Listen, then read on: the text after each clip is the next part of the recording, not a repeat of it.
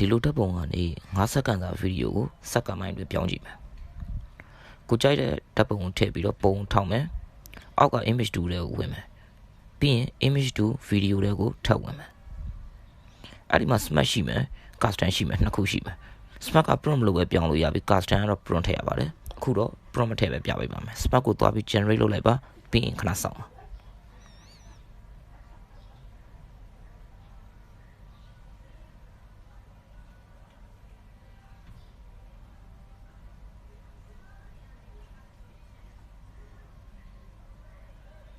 15စက္ကန့်လောက်စောင့်ပြီးဆိုကြပါပြီ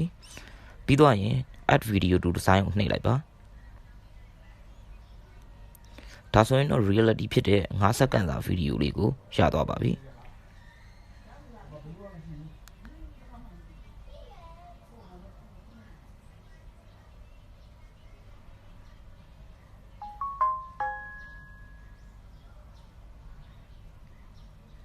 ဒီလိုမျိုး cover နဲ့ပတ်သက်တဲ့ tips and tricks တွေသိချင်တယ်ဆိုရင်တော့အကောင့်ကိုအပေါင်းနှိပ်ပြီးအသေးပေးပါ